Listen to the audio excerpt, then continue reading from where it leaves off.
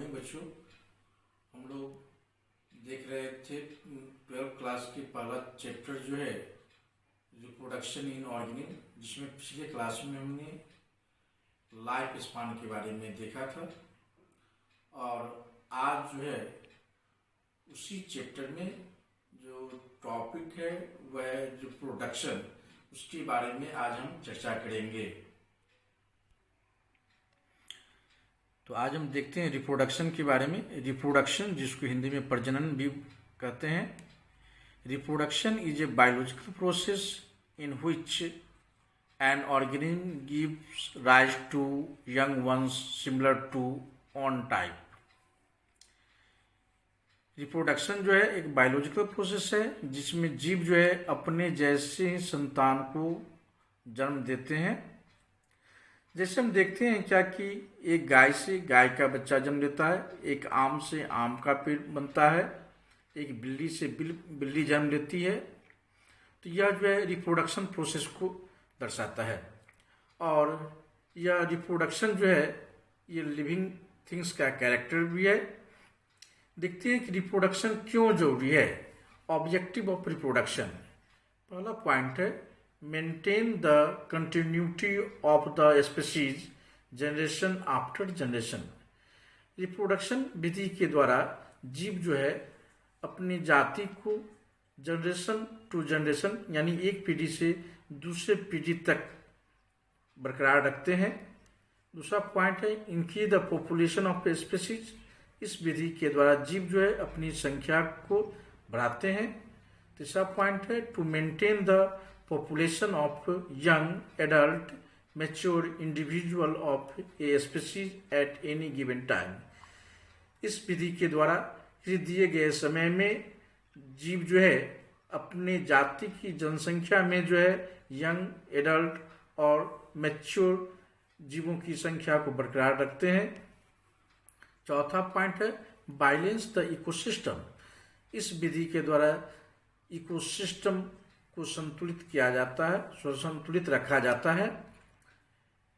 देखते हैं क्या कि पृथ्वी पर सभी जीव जो है किसी न किसी रूप से जो है एक दूसरे से जुड़े हुए हैं और उसमें सभी जीव की अपनी अपनी भागीदारी होती है और इस रूप से जो है जीव जो है पृथ्वी पर अपनी संख्या को बरकरार कर इकोसिस्टम को संतुलित करने का काम भी करते हैं।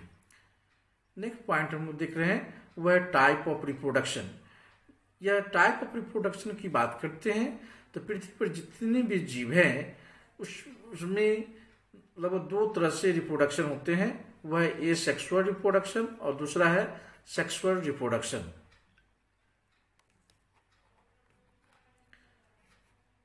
आगे देख रहे हैं क्या कि यह जो है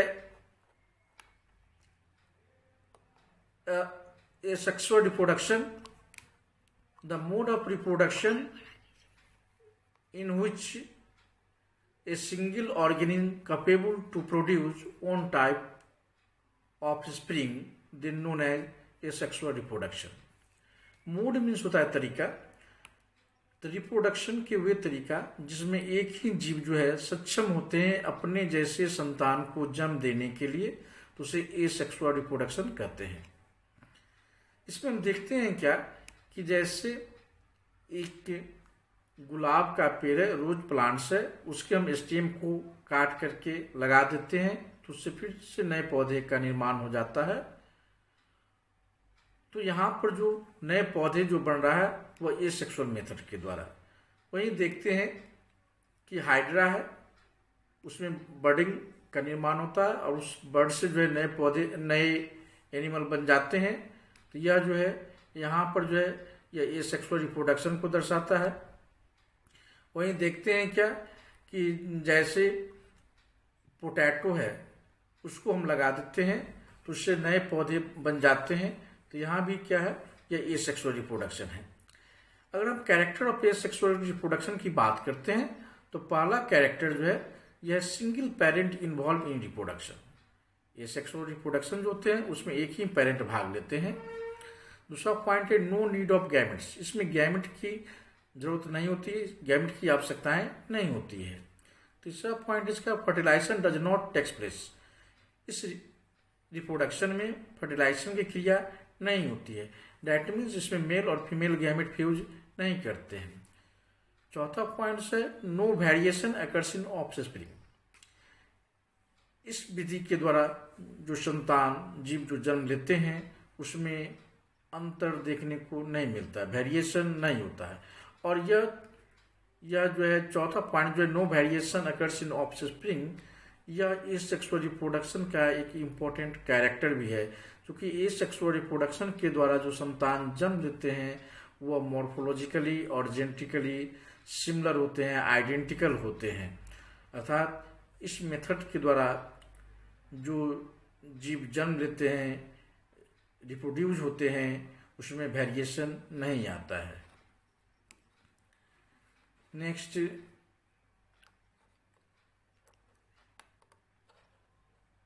clone it is the carbon copy of parent.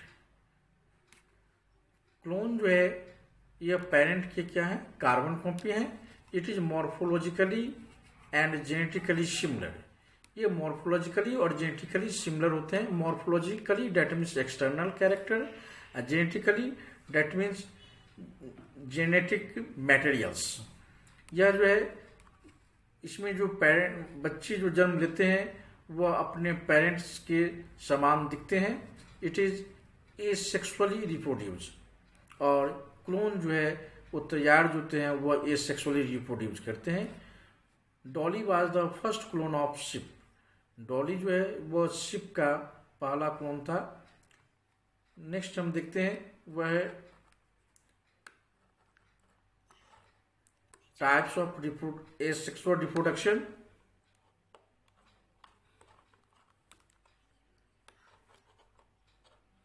यह जो है एसेक्सुअल रिप्रोडक्शन कई मेथड से होते हैं। पहला है फ्यूजन के द्वारा, दूसरा है बडिंग के द्वारा, तीसरा फ्रेगमेंटेशन, चौथा जो है रीजनरेशन, पांचवा जो बायोस्पोर फॉर्मेशन, छठा जो है वेजिटेटिव रिप्रोडक्शन। यानी एसेक्सुअल रिप्रोडक्शन जो होते हैं वह कई मेथड से होते हैं। और समानतः एसेक्सुअल रिप्रोडक्शन जो है वह लोअर ऑर्गेनिज्म जो होते हैं उसमें देखने को मिलता है।